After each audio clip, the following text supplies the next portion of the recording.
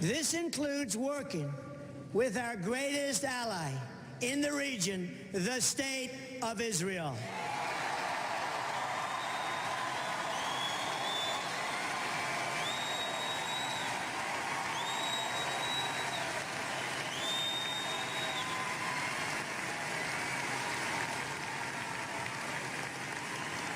Recently, I have said that NATO was obsolete because it did not properly cover terror, and also that many of the member countries were not paying their fair share.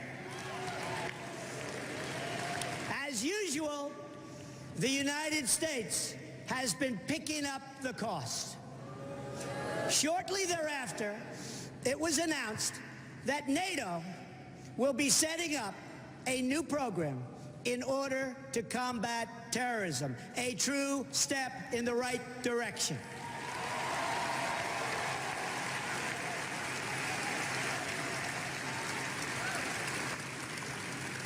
Lastly, and very importantly, we must immediately suspend immigration from any nation that has been compromised by terrorism until such time as proven vetting mechanisms have been put in place. We don't want them in our country.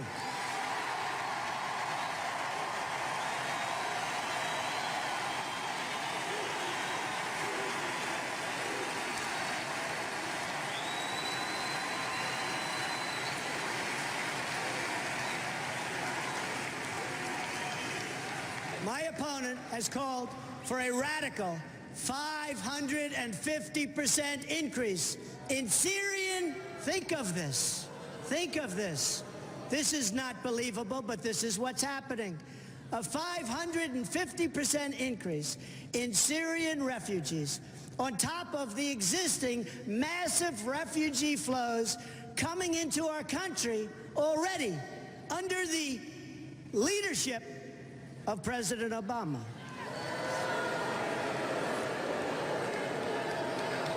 She proposes this despite the fact that there's no way to screen these refugees in order to find out who they are or where they come from.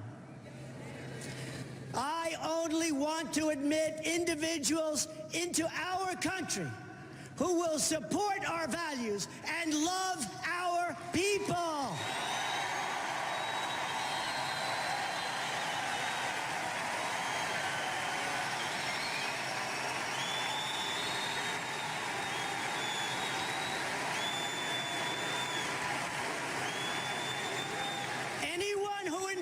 Violence, hatred, or oppression is not welcome in our country and never, ever will be.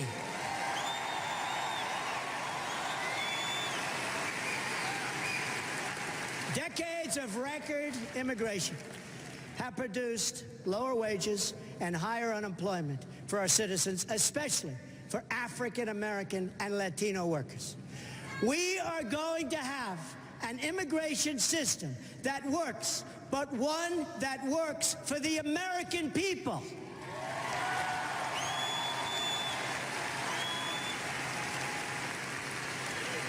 On Monday, we heard from 3 parents whose children were killed by illegal immigrants: Marianne Mendoza, Sabine Durden, and my friend, Jamil Shaw. They're just 3 brave representatives of many thousands who have suffered so gravely.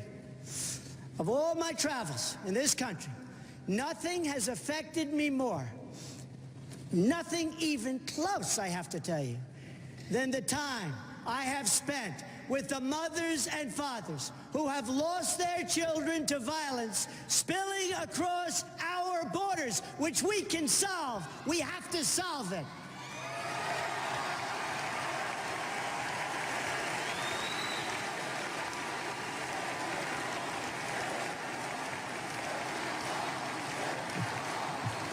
These families have no special interest to represent them. There are no demonstrators to protect them and certainly none to protest on their behalf. My opponent will never meet with them or share in their pain, believe me. Instead, my opponent wants sanctuary cities.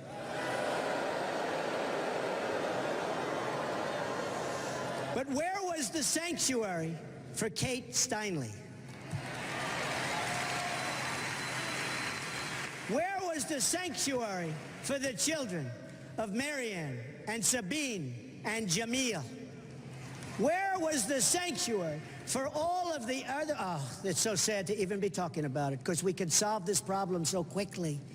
Where was the sanctuary for all of the other Americans who have been so brutally murdered and who have suffered so horribly? These wounded American families have been alone, but they are not alone any longer.